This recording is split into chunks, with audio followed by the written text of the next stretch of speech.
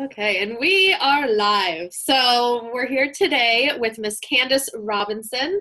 Her magical name is Lalantia, but you can find her on Instagram and social media as Candace Robinson. She's also on Instagram as Return to Avalon. So definitely give her a follow if you are not. She is a magical facilitator and spiritual guide, and kind of her specialty is being able to channel and really connect with all of the mystical beings that we all grew up hearing about as children, but these energies, these beings actually do exist. They are around us all the time. Unicorns, dragons, mermaids, gnomes, fairy folk. I love it. And Candace has a special relationship with them, and she's really able to tune into their energies and receive messages from them. So I am so excited to have her here today. She's going to share all of her wisdom with us and even a channeled message from the mermaids. And today we're going to be specifically focusing on mermaids and mermaid energy. So Candace, I'm very excited to have you here. Thank you so much. Thank you so much for having me. I'm really excited. Yeah, love it. So I guess before we really get into it, if you want to share a little bit about your background and maybe kind of how you first started to connect with these beings, maybe the first time you were like, you know what, these aren't just from storybooks. These, they're around us. So how'd you start connecting with them? Well, first it starts out actually as I grew up in a very, very religious home, and my imagination was squashed from the day I was born. I mean, I was never really allowed to have an imagination. I guess they let me play, but when it came to anything, like we were taught from the beginning that Santa wasn't real, and, all that stuff that most kids are allowed to believe in, at least for a short period of time. So I don't remember ever feeling like I was connected to them as a child. They probably just told me it wasn't real. And I know that I have completely blocked memories as a child. So I know there's a lot of stuff that hasn't been revealed to me that I don't remember at all. But as an adult, I really started tapping into the more magical aspects of things. And I never really believed until a couple years ago, but I liked wearing the more fun, sparkly makeup and wearing really, I don't know, I want to say crazy clothes. I would go the extreme in expressing myself because I was never allowed to express myself as a child. So I went to the extreme. I always had a hard time kind of figuring out what my style was, I guess, but I would really go to the extreme in what I wore and how I did my makeup. And I wasn't allowed to wear makeup until I was an adult, and my parents could no longer tell me what I could and couldn't do. But then I went to see a Reiki healer, and I had Reiki done, and she kept talking about the angels, and I was like, I'm sorry, I just, I can't connect with that just because I grew up in such a religious home, and I connected angels with religion. And she actually did a Reiki healing on that, and I went in there, with no connection or belief, really. I don't know if I believed. It was just a wall. When it came to angels, there was a wall. I didn't know what I believed, but I walked out totally believing. So it began with angels, but I never really had that strong connection. I feel like there was something else out there. And of course, I work with angels all the time now, but they're not my main people, I guess. Angels are easy for everybody to call on. They can do so much. They're so versatile. But it was when I'd been awakened for almost a year, and I'd been working with crystals. I became certified as a crystal healer. And then Doreen Virtue introduced the Fairyologist course. So I was really, really drawn to that. And I had actually already done her Realm Raiders course, but I had done it too early. I wasn't ready for the information. And so it kind of went over my head. I wasn't really ready to believe all that stuff. So I did the Fairyologist course, and I started connecting, and I started doing the stuff she suggested doing. And it was after that I actually connected with my dragon, totally accidentally, not expected. But she just appeared, and it was the most powerful experience. And there was no denying it. I mean, this wasn't something that you could say that was my imagination. It was way too powerful. And so I started working with the dragons, and I started finding out that when I worked with people, that their dragons came forward, that I was awakening that within them. So then I was like, okay, so I'm a dragon sorceress, and I channeled that from the dragons. The dragons told me I was a dragon sorceress, so I'm like, okay, I'm a dragon sorceress, and I like totally took that on. Mm-hmm. And I know now that that energy is a little bit too strong for people. Like, they see that and then they're just like, whoa, that's a little bit too much. So I've scaled back a little bit on how I label myself, and I just call myself a magical facilitator. But once I started working with the dragons, then I would do a lot of journeys, like shamanic journeying. And when I did that, then all these magical beings started coming forward. And I would step into a journey, and there would be like a whole line of them, like, work with me next, work with me next. It's like they were all lining up to talk to me, like they had so much to share. And so I started doing that, and I started working with them more and learning about them more and bringing through all this information that people had just kind of dismissed. Like, it's not real. We've been conditioned our whole life not to believe in it. Mm-hmm. But their energy is like, you can't ignore it. Like, it's so strong, and everybody's experiences are different. And I always want to stress that when I connect with my dragon, I cried for 2 days. Uh-huh. And I connected with somebody else's dragon. The first dragon I connected for somebody else she actually lives in the town I live in, but it was an accidental distant connection. Like, somebody had texted me, I think so-and-so needs to connect with their dragon. And I just tuned in, and their dragon was like right there, clear as day.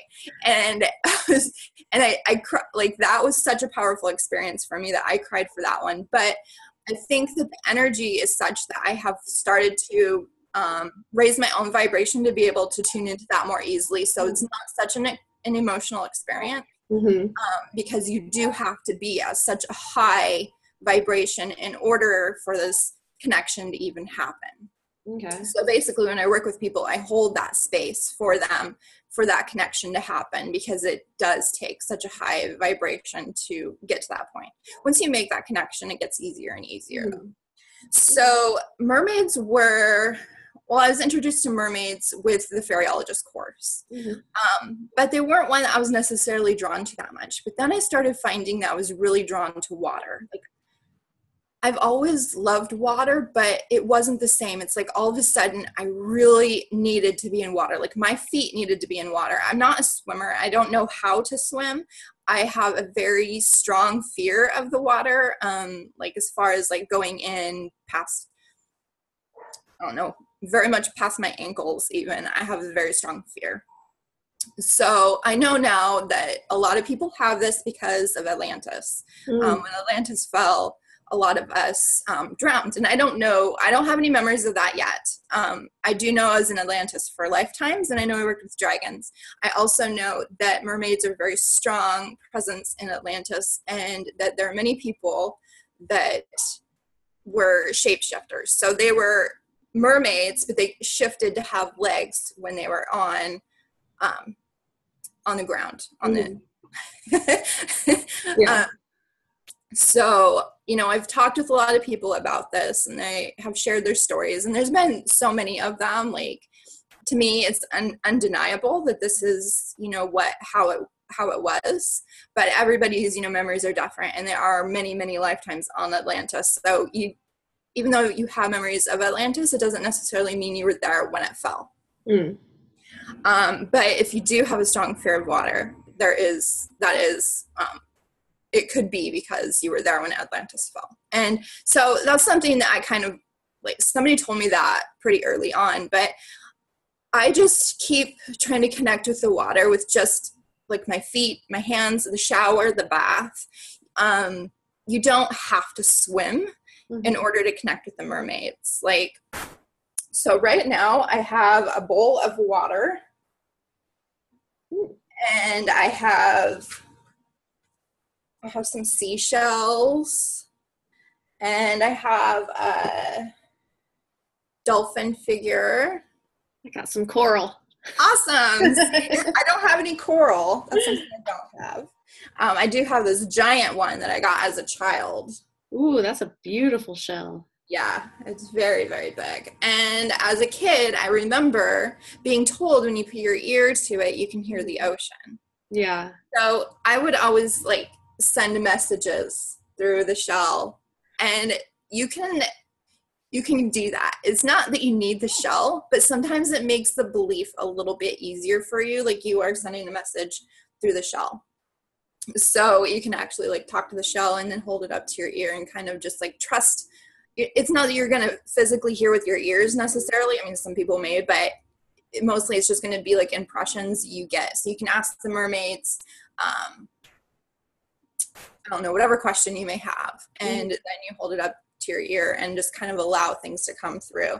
And a lot of it is just believing and trusting in what comes through. Yeah. So yeah, I think that's pretty much my story. I mean, I could probably go on a lot more about my story, but I'll start. I love it. So you mentioned that you have to be kind of able to like vibrate at a higher vibration. So do you find that people have to, what am I trying to say? That the dragons and the fairies and the mermaids and stuff, do they vibrate at a higher frequency than angels do? Or is it just the angels are more familiar, so they're easier to connect to? The angels make themselves, I want to say like they bring themselves more down to our level, but with dragons, so dragons are a little bit different in that they are from, and some people believe this about mermaids as well, that they're from, so they're like Atlantean dragons that are like 10th dimension. So they are very, very, very high. And there are galactic dragons, there are elemental dragons. Some people believe that there are galactic mermaids and there are elemental mermaids. I don't know what I believe. I feel like it could be the same, like galactic mermaids who come to Earth to do this work, because mermaids clean the waterways. They're elementals that take care of the water on Earth. So one way to raise your vibration and your frequency to work with them, and it doesn't have to be terribly difficult, and everybody vibrates at a different level and has a different level of awareness, but working with crystals and just meditating, raising your vibration through meditation and thought is huge. I actually have ascension spheres, which is clear quartz crystals that have been attuned to the frequency of, mine have been attuned to the frequency of dragons. So I can place them around me and I can bring in that energy much more easily. Oh, wow. What crystals would you suggest for people that, if they don't have crystals that have been attuned specifically to dragon energy, like what could they acquire to be able to kind of help raise their vibration if they're wanting to connect with mermaids? If you're wanting to connect with mermaids, I go with a lot of the blue crystals. I feel that very much. Aqua Aura is actually one that I feel very strongly is great for connecting with mermaids. I have actually, it's blue obsidian, the palm stone, and it looks like it's just like a piece of glass. It almost looks like those little rocks you can get at the dollar store. Yeah. But this works really well for connecting with the mermaids. I like the seashells actually help because everything has a vibration. Yeah. So the shells help. It also helps to have cards like tarot or oracle cards. So I have Oracle of the Mermaids. I just got that. It's been charging on my altar, absorbing all my energies and stuff and cleansing. So I'm excited to start working with that one. It is a very, very strong deck. You're going to get very strong messages. It took me a while to really attune with it, and I actually don't use it that often. I find it a lot easier for me to just channel the mermaids than to use this deck. But when I was using it, I would sleep with it beforehand, so it would kind of integrate with my energy a bit. Although I do that with most of my decks, I sleep with them if I'm going to work with them a lot. Yeah. Awesome. So when you are channeling these beings, and especially like the mermaids and stuff, are you seeing them in your mind's eye, or are you just feeling their energy? It depends. Sometimes I see them, sometimes I don't. Sometimes I know who it is, sometimes I don't. Sometimes it's more of a consciousness that comes through. And I channel in two different ways. So I channel like psychic channeling, like I can give people information about something and it's my own voice, my own interpretation of whatever is coming through. But I also channel in a way of where it's them speaking through me. I don't usually do that through my voice. I haven't yet reached that point of being able to let go enough to let them come through me, but I do channel right. So I'll write down the message from them as though it's them speaking through me. Okay, awesome. Well, I guess that kind of leads into, you had mentioned before we got on the call that you had channeled a message from the mermaids. Do you want to share that now? Sure. I'll share that message. So it's not terribly long, and I actually got a lot more impressions afterwards about more stuff. But the message that came through is this. Greetings. It is with great honor we step forward now to share our message of love.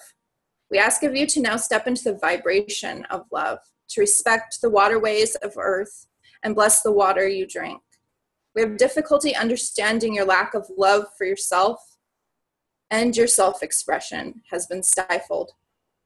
Step out of the fear of judgment and shame and embrace the truth of who you are. This beautiful body is only serving you for a time, but when you treat it with such love, respect, and honor, you find yourself in a higher frequency and much more aligned with joy, and joy you so deserve. Stop holding in your truth, for now it is time to express it. Step to the water, my love, and sing your song to us. We are waiting for you now. After I channeled that, then I was getting ready for the day and everything, and shame was coming through very strongly. They really wanted me to share about shame. So shame is huge for me. Like, I get all emotional about shame because it's such a huge thing that I have been working on for so long. And it's because I grew up in a religious home where we were taught to be ashamed of ourselves, ashamed of our bodies, to hide our bodies. Like, we had to cover our heads even, and wear clothing that didn't show any part of our bodies. Like, I couldn't wear sleeveless shirts. It's just things like that. And so we need to work, and I know mine is an extreme case, like, and for some people it's going to be more past life stuff. So it's different for everybody, but we have so much shame, and it's time to release that.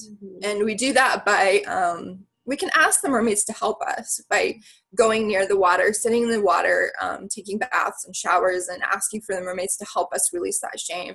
And journaling. Journaling is huge. Like, just spending time just writing it out. And you may sit down and not have a clue what you're going to say. Just start writing about the shame you feel, and whatever stuff will start bubbling up, and you can release it. Yeah. That's a beautiful message from the mermaids. Thank you for sharing. Yeah. Awesome. I'm so proud of you too for working on, like, busting through that shame and healing those past wounds of yours. That's a lot of work to do. It is a lot of work. Sure, but so worth it. So I'm very proud of you for doing that. And thank you for sharing that too and opening up about all of that as well. Yeah. So what are there different types of mermaids? Like, yes. Like, if we're wanting to work with the mermaids, should we be focusing on like specific types of mermaids or just mermaids as a whole? And I guess what kind of mermaids are there? We don't need to know. I think it gets a little bit muddled because it's going to depend on what part of the country, or what country you live in. If you're near an ocean, or you're going to a lake or a stream, or if you have no body of water and you are only using the water in your home, what it really comes down to is just the intention of connecting with the energy of the mermaids. And if it is important to you to kind of learn more about them, if this is super like fascinating and you really want to know more, I really suggest getting Lucy Cavendish's book. Her Oracle of the Mermaids actually has a lot of information in the book. So you can actually find where she lists the different kinds of mermaids. I don't have it all memorized because I just call in the mermaid energy. And it's going to, sometimes if I have a specific question, then that's the kind of energy that's going to come to me. They aren't so restricted. I feel like they're not restricted by location as much as you would think.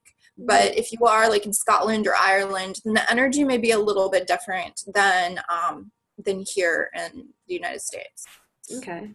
So with their message of, you know, working through shame and expressing your authentic self, is that the type of, like, if you're trying to work with those kinds of things, would you call on the mermaids for that? Is that what they are best at helping you with and stepping into love? Like, is that their specialty?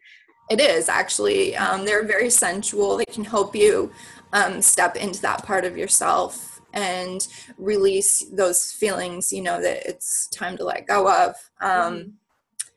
They help.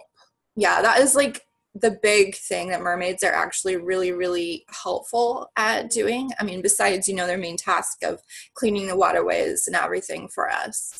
But they can do so much. And when you start working with them, like, you'll start experiencing other energies that come through with that and things that they'll help with, because it starts to expand.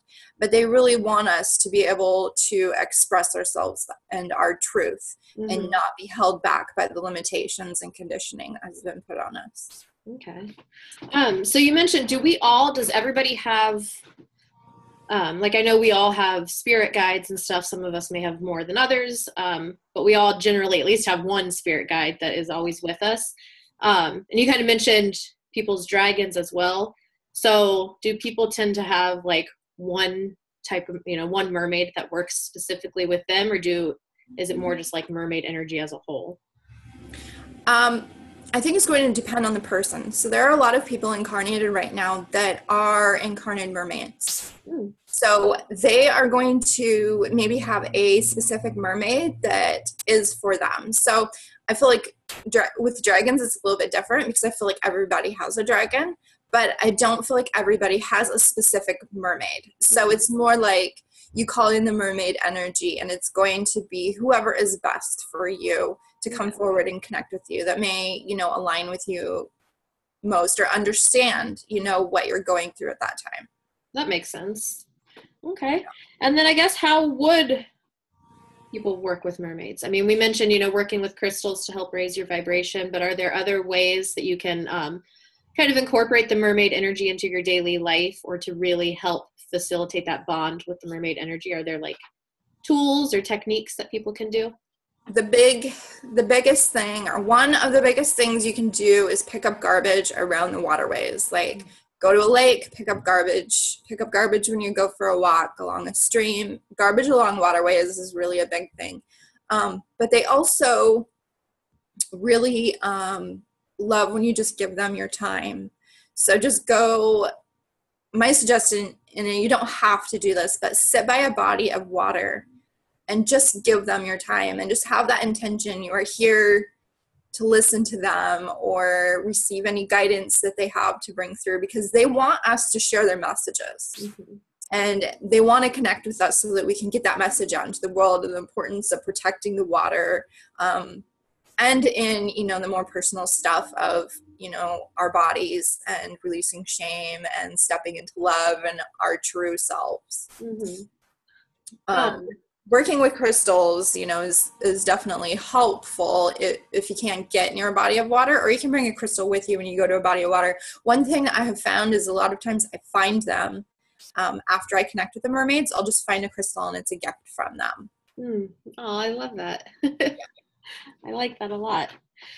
I totally lost the question. I should have jotted it down, but I didn't want to be rude and like looking down. What it was. So mermaids can be found in all different, like, they're not just ocean mermaids. Nope. Like, they can be in streams and lakes and freshwater. They're in all water. There are even mermaids that are cleaning the sewers. Oh, well, thanks, mermaids. Just spending time to thank them. Just like you drink your water, you say thank you. I don't know, you know, sometimes it's like, how do you honor the mermaids that are in the sewers? I mean, we're not going to go into the sewers. Yeah. But just sending that intention and thought that you're thinking of them, that you're thankful for what they're doing. Mm-hmm. Oh, yeah, that is awesome of them. Yeah. So you mentioned mermaids being, well, and dragons, being very prevalent in the times of Atlantis and, you know, a millennia ago. So Right. were they actually like physical beings at that time? Yes. Or were they just, okay, I wasn't sure if they were still like on another dimension. It's just we were more easily able to access those dimensions as a whole society back in Atlantis, or if they were actually physical beings. When you explain it like that, then I want to say I don't know, but they said yes. So I'm going to go with yes. Okay.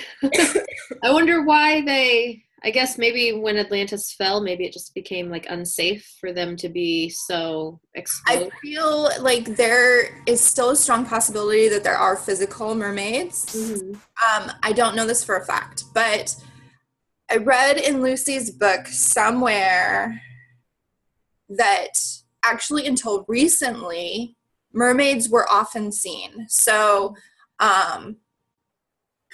here I wrote down notes. I'm trying to remember who it was. Okay, Christopher Columbus and Henry Hudson, they both saw mermaids in their explorations, and they were meticulous in their notes. Yeah. And that wasn't that long ago. I mean, when you look at history, that is very recent. Yeah. And in 1830, which is also quite recent, a mermaid's body was washed ashore off the coast of Scotland. Wow. And a doctor examined it, notes were taken, and then the mermaid was buried. Oh, wow. What did it look like? Was it like, you know, Little Mermaid Ariel, or are they more, you know, more creature looking? I'm not sure. I got that out of the Oracle of the Mermaid deck, and she didn't go into it more. She might have more of it in her other book, which is going to be a lot more in depth about it. So I'm not exactly sure, but you know, my kids were showing me something, and I remember seeing it before about fairies, like fairy skeletons or whatever were found. And they look very different than we imagine. I feel like, you know, mermaids are the same, and that they're going to come in many different sizes and shapes. I don't really see them as being like tiny. I see them as being, you know, kind of normal size, maybe large in some cases. I don't really see them, you know, like fairies we imagine as like tiny. Yeah. But I do see them as being maybe to some people horrendous or scary looking. Yeah. In some cases, and other cases they're beautiful. So I think it's important to just kind of have an open mind to that. And I know, like, I think it's like the Melusins. I think it's the Melusins. So I have received a lot of information, and I have a very, very bad memory if I don't write it down. And I might have wrote down some of it, and I don't really remember. But they can really help with that, remembering that we don't have to be traditionally beautiful or what people imagine as beautiful to be beautiful. Like, so in a lot of cases, like, they're really what we technically would normally say hideous looking, but yet they have such beautiful energy. They do so much good. And so we need to stop being so afraid of how things look, and like open our minds to that a little bit more, which is really, really difficult, because we have, I mean, it's conditioning. It's like ingrained in us of what things should look like. Yeah. And it's just like fairies are like, even if they show themselves to us a lot of times in our mind's eye, like we see them how they think that we need to see them, and not necessarily how they really look. That makes sense. Yeah. I've heard that too with like a lot of just guides and stuff in general. You know, they don't necessarily have a physical appearance, but they appear to you how you would feel comfortable seeing them. Yes. And that's the same with their names. A lot of times they give you a name that is something that you would connect with. Yeah. That makes sense. I do want to share, I had, because I had never, I mean, I always kind of wanted to believe in fairies and, you know, dragons and mermaids and stuff. And I think on some level, even as I became an adult, I still kind of believed in them on some, you know, some sort of level, especially the fairies. I've always felt like fairies are around. And then I remember one day I'm like, why is it so easy for me to believe in angels and fairies? But then I'm like, dragons and mermaids and gnomes and things. I'm like, why am I like so not wanting to believe that? And then so recently, actually, I was like, you know what? Yeah, these things are around us. They're around us all the time. And I had a meditation a few months ago, and I can't remember. I think I was just listening to music and doing the meditation. And I ended up I was in water, which it's funny you mentioned being afraid of water, because I adore the water. And oh my God, like my soul is so happy when I'm near the ocean. But I'm petrified of it. Yep. Exact same thing as me. Yeah, it's such a weird duality, because I'm like, you know, my soul is the most at peace. You crave it, yeah. Yeah, but then, and like we go to the beach every year, which I'm so thankful for, because we live in Ohio. It's nowhere near the ocean. Yeah.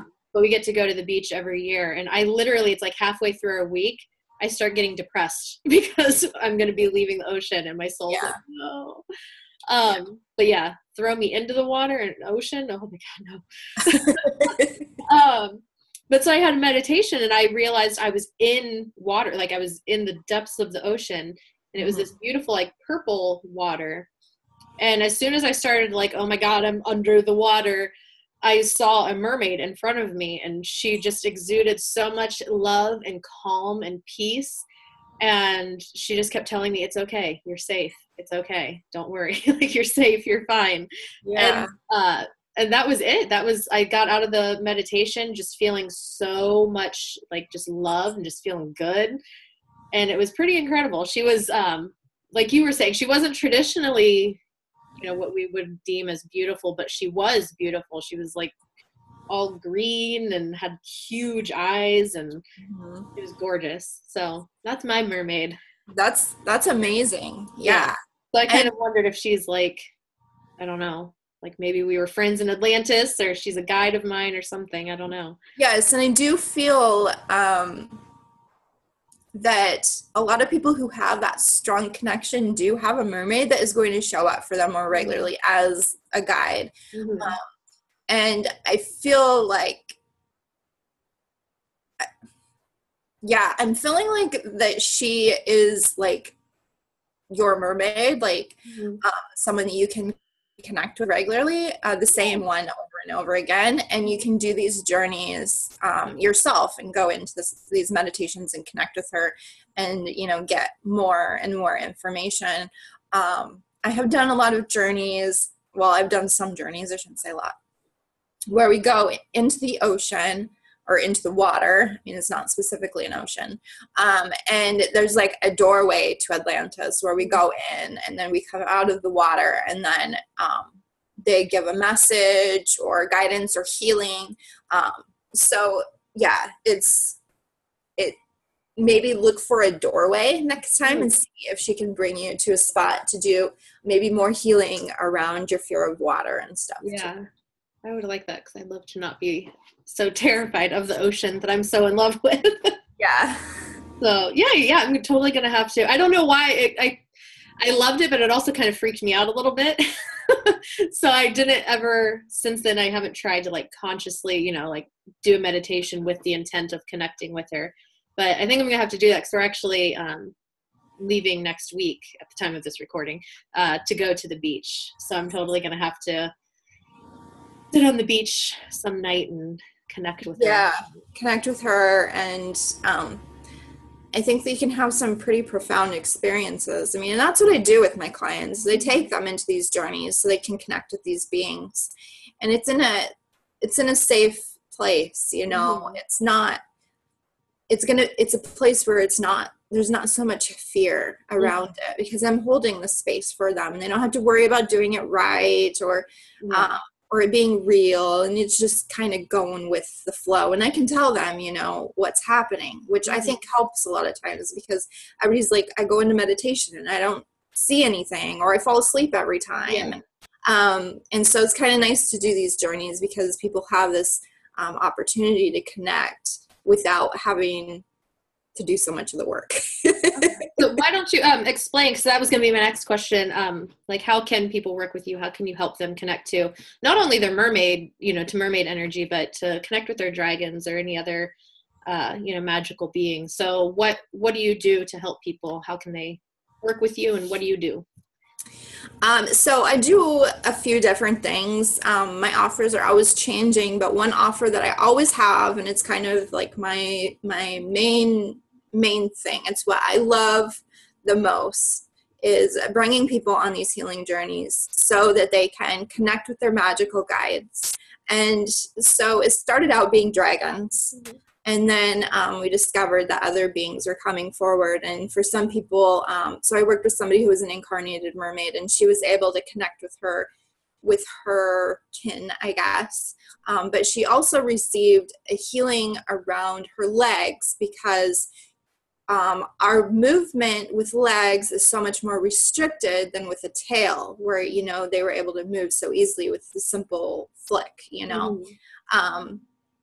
So we did a healing around that. So in these journeys, there is a very deep healing where I have healing dragons that mm-hmm. always come forward. Quite often angels come in, and then, their guides and whoever is most aligned with them. Sometimes, quite often, fairies come in. And in this experience, more than once, we've had loved ones of theirs that have passed on come in mm-hmm. and give a message. So it's always unexpected. Like, I don't necessarily expect someone's loved one to come in, but we discover, as I describe this person that has stepped forward for them, and they come out and they're like, oh, that was my Nana or whatever. It's like, okay. I wasn't sure who it was, but so it's very, very powerful. And so much work can be done. And of course, I put that in a coaching package so that we can do that every week for 8 weeks as well, which really helps break down these walls that we have built up, because we have so much conditioning. And one session is going to do a lot. It's going to be powerful. It's going to help you connect with your guides so that you can more easily connect with them on your own. And when I say guides, I'm including the magical beings. So you may have like a human looking guide, or you may have like a fairy guide, or maybe a dragon. It could be anything. It could be a dinosaur or a lion. It's like, yeah. I have experienced everything. So it will help you, kind of clear that stuff away. But when you do the coaching package and you do it every single week for 8 weeks, you're really clearing away so much conditioning mm-hmm. and you're really opening yourself up to more things and your purpose. And one of my gifts is being able to help people figure out what their purpose is. Like, I was told I can tell what people's purposes is, but I think it's a little bit more complicated than that. It's not like you just look at somebody and you know exactly what their purpose is. Yeah. Because your purpose is in joy. Like, it's all around what you love to do and what you love in general.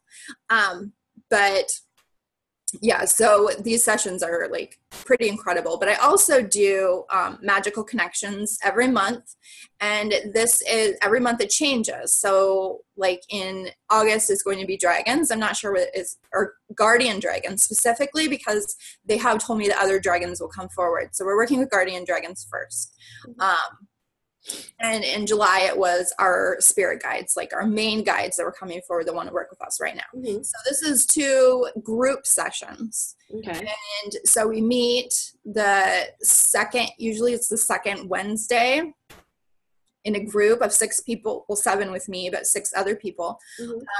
And we go into this meditation where everybody gets this opportunity to connect with their guides. It's very, very powerful. I learned from the very first time that we need to make sure we're super well grounded, because people actually got sick because the energy was so strong. Oh, wow.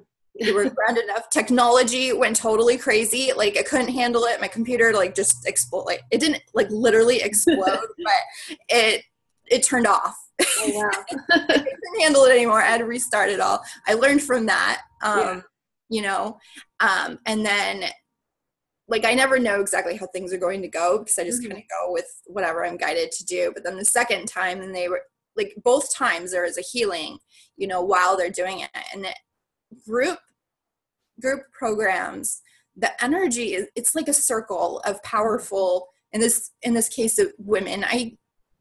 So far I've always worked with women. Mm-hmm. And I hate to exclude men. So I don't want to say it's just for women, but for the most part it's women. But it's like a group of powerful women. And the energy, everybody is bringing in their energy. So it just amplifies everything. So some people, it's like, there's one person, she can't, like, she has a hard time meditating. She's always blocking herself or pulling herself out of it. She totally was knocked out, like totally wasn't aware of what happened so that it was able to happen. Oh, yay. But she wouldn't pull herself out of it. And she keeps telling me that was so amazing because that never happens. But yeah, it's like super, super powerful. So I do that every month with different beings. So yeah, it's a total of 2 hours. Well, it's supposed to be 2 hours, but everything always runs over. So the first session is like an hour and a half, it seems like usually. Okay. And where can people sign up for that? Through? So my website has been down since March, and I have decided to totally start over. So I'm going to get a new website. So right now you can find me on Facebook. My Facebook page is Return to Avalon. Okay. And I also have a group, which is amazing, and it is probably the best place to go to find out more of this information and just kind of know what's going on or connect with me a little bit more. And that is called Sorceress's Circle. Okay. I don't know if I'm a part of that group. I'm going to have to if I'm not. Sorceress. Yeah. It's a kind of a tongue twister word. Alrighty. Well, awesome. I guess, do you have anything else that you would like to share, or any other messages that are coming through, or tidbits, or anything you'd like to share before we jump off? I don't think so. I mean, I've taken a few notes. It looks like we pretty much covered everything. I mean, it's really just about, if you want to connect with mermaids, you just set that intention and you do the work. It always comes down to doing the work. Yeah. People want things to happen really easily, and it's not going to be necessarily super easy right away. Some people are going to have a stronger connection because of past life experiences, their own purpose, stuff like that. But if you're wanting to connect with the mermaids, you may have to put a little bit of effort into it, pick up some garbage, but don't do it like it's a task. Yeah. You need to do it with that pure intention that you truly want to clean up the waterways, and you really want to do this not just so the mermaids will work with you, but because this is important to you. And they can read your energy just like fairies. They know your pure intentions. So you can't trick them. Yeah. There's you can't just be like, okay, fine, I'm gonna pick up this trash, and they're gonna be like, yeah, we don't believe you. Yeah. Makes a lot of sense. Yeah. Great. Well, thank you so much, Candace. This was awesome. And now I want to jump off of here and meditate and connect to the mermaids again. Yeah, and their energy is really strong right now because of this. This is a really good time to do that. When people watch this, I know this is a recording for people. When you watch it, this is a really good time to sit down and journal it out or meditate. Because the energy is already with you as you watch this replay. It's there. So I suggest having a bowl of water, because you're probably in your home and not by a body of water, unless you have a creek in your yard, like I will in my future. That is my intention. Yes. But yeah, have a bowl of water, some seashells, crystals, whatever. And also making an altar for the mermaids. If this is you really feel strongly that you want to connect with the mermaids, that they can really help you. Like right now I'm doing a lot of stuff around shame. Mostly I wasn't really aware that it was time for me to work on shame again until I did the channeling for this. I'm like, oh, okay, I need to go back to this once again. And it is stuff that we have to come back to again and again. It doesn't necessarily mean we work on it once and it's gone. Yeah. But yeah, it's so much about intention. And I really suggest Lucy Cavendish as your person to get the book, the oracle cards. I can personally connect with her more. Her energy and how she teaches things a bit more than Doreen Virtue. I love Doreen Virtue, but her viewpoints of some things is a little bit different than Lucy's, and I kind of connect with Lucy's a little bit more. But I do suggest kind of doing your own research and what resonates with you, because there's a lot of information. My guidance has really been to just do my own work and not necessarily rely on what others say. Yeah. But when you're just fact gathering or looking for, I shouldn't say facts, because I don't know if there are facts when it comes to this. People can share their experiences, I guess. And that is really interesting for me. I love to hear other people's experiences. And Lucy is really good about sharing people's experiences in her book. And The Lost Lands, that's another book. If you want to learn more about Atlantis and all those lands, that book is amazing. I learned so much from it. Awesome. Thank you. I always love book recommendations. Let me look. I've heard of that one, I think. I haven't read it, though, so I'm going to have to put that on my list of books to read. Yeah, it's one I come back to again and again, and I feel like I really resonate with so much of it, because I know that I have had, lifetimes in Atlantis, Lemuria, and Avalon. So learning about them all was I was starting to have memories before I knew anything about them. So it was really interesting for me to hear other people's stories, especially. Yeah. Yay, I love it. Well, thank you so much. Thank you for spending your time and your energy and your knowledge. Thank you. And you guys head to Return to Avalon on Instagram, and then the Sorceresses Circle on Facebook.